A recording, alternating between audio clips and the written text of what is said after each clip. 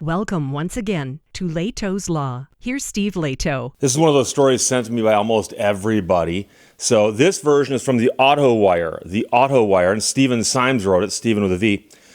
Flint, Michigan, to auction off forfeited muscle cars. And this is a fascinating story because the city of Flint in Michigan is known for a bunch of things. But among other things, I did work there as a disc jockey before law school.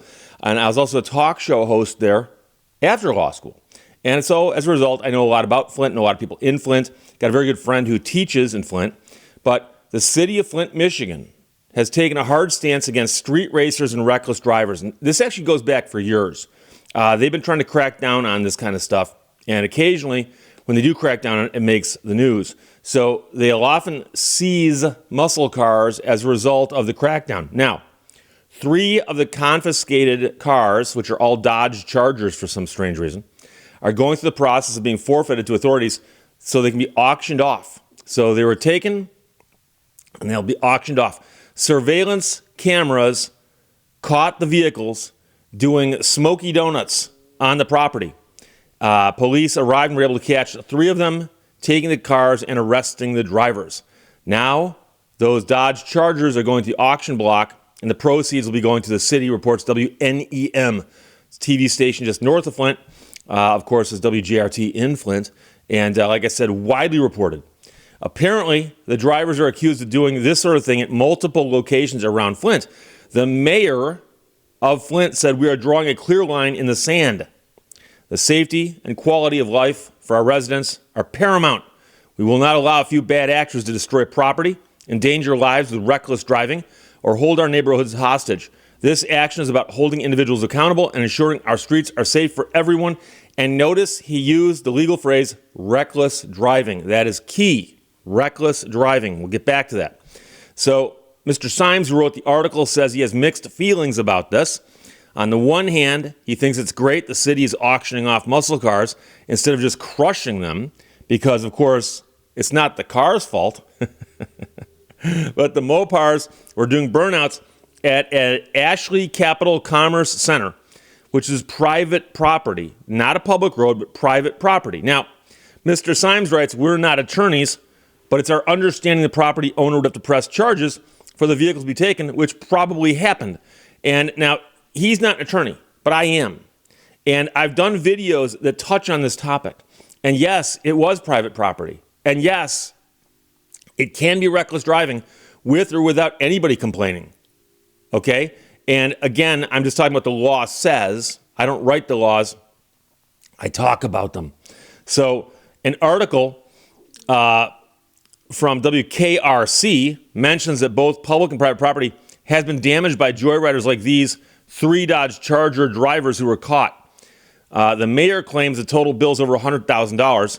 So maybe that's why charges are being pressed. But now, Mr. Symes writes, "What really gets us in so many cities, kids have been allowed to do street takeover events, shutting down intersections with few to no consequences for years.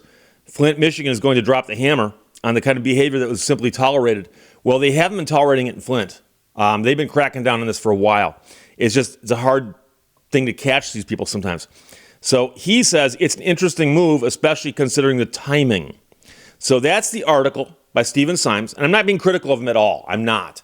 I 100% understand what he's saying, and I agree with him on a lot of what he's saying, but I got to clarify one thing for you, and that is that Michigan's compiled laws in the blue books behind me, MCL, Michigan compiled laws, 257-626, reckless driving on highway, comma, frozen public lake, comma, or parking place. Violation as a misdemeanor, comma, penalty. And Michigan's got an interesting constitutional clause that says that a title of a statute has got to accurately describe what's in the statute. That's why our statute titles are so long and convoluted. But it says, a person who violates this section is guilty of reckless driving, punishable as provided in this section. And all that matters is the next section, section 2. A person who operates a vehicle upon a highway or a frozen public lake, stream or pond, or other place open to the general public including but not limited to an area designated for the parking of motor vehicles in willful or wanton disregard of the safety of persons or property, is guilty of a misdemeanor punishable by imprisonment of not more than 93 days or a fine of not more than $500 or both. And I got news for you. It's also a pointed offense, meaning I believe you get 6 points on your license for doing this if you get caught and convicted of it. However, the important part to understand is that the reckless driving is driving the vehicle in willful or wanton disregard for the safety of persons or property. So that's pretty clear that doing the smoky donuts in the middle of a parking lot where other people might be coming or going would be a wanton and willful disregard for the safety of persons or property. However, if you disagree with that, you take it to a jury. However, the point is that it says that the places that this can be found would be on a highway, frozen public lake or stream or pond, or other place open to the general public, including but not limited to parking lot. And that's open to the general public, but it doesn't say is owned by the public. And where this has come up before quite often is in drunk driving cases. I've talked about this. I've had videos on this where the police encounter somebody who's driving in a parking lot drunk. And they go through the whole rigmarole. And the person goes, but I'm not on the road. I'm in a parking lot. It's a private parking lot. It's open to the public. Therefore, you're on the hook for this. And likewise here, a private parking lot. Now, somebody's going to say, but Steve, let's suppose I own the lot and I block it off and I'm doing stuff in there for shooting videos or something, and the police come by. If you blocked it off, it would not be open to the general public. And most of the things that we're talking about here would be parking lots. But I've also seen it where it's private alleys. So I remember doing a story a couple years ago about a guy who was driving through an alley that was private, and they argued that he was intoxicated, and he argued, he said, yeah, but I'm on private property. They said, but the alley is clearly open to the public. And by the way, that was in another state. That wasn't just Michigan, meaning that Michigan doing this is in line with other states that say that you can't reckless drive or drunk drive on or in places that are open to the public. So the big parking lots for Meijer, Kroger, whatever, those are open to the public, and you do need to follow some of the traffic laws there. Now, I say some because in some states, for instance, I'm giving you an example, the stop signs in a parking lot might not be something you have to follow. Depends on the state, the sign, and a few other things I'm not going to get into here. But that's such a lesser thing compared to drunk driving or reckless driving. And so here, the police allege that this area is open to the general public.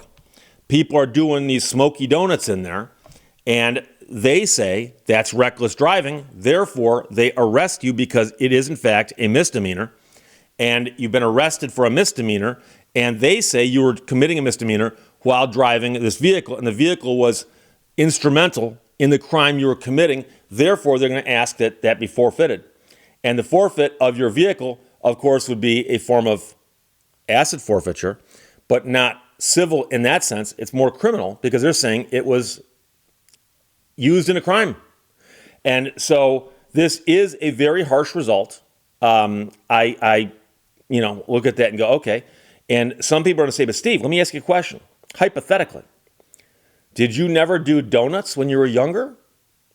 Something I have to think about that. I seem to recall being in parking lots with people and seeing people, but primarily in the snow.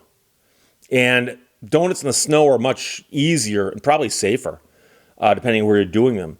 But I also don't remember if those were in parking lots that are open to the public or not. And if so, it was a long time ago. But we'll see what happens. But yeah, that's the explanation for it. The private property owner would not have to complain because all they have to do is say, they're on my property, and the property's open to public. And they wouldn't have to say that either. The police can say that. So that's how that works. And like I said, I've double-checked a few other statutes, and it's primarily the reckless driving and the drunk driving. And by the way, if you want to think about this from the viewpoint of the legislators who passed the laws, Would you want to make reckless driving and drunk driving legal so long as it was done in parking lots? Most people say, I don't want a drunk driver ripping around inside a parking lot that I might be driving through trying to go like to the store. Okay, so everybody who sent this, thank you very much. Stephen Symes wrote that for the Auto Wire. Flint, Michigan, to auction off forfeited muscle cars. And that's raising some eyebrows, as we say. Questions or comments, put them below. Let's talk to you later. Bye-bye. Thank you for watching Lehto's Law. Judge a man by his questions rather than by his answers.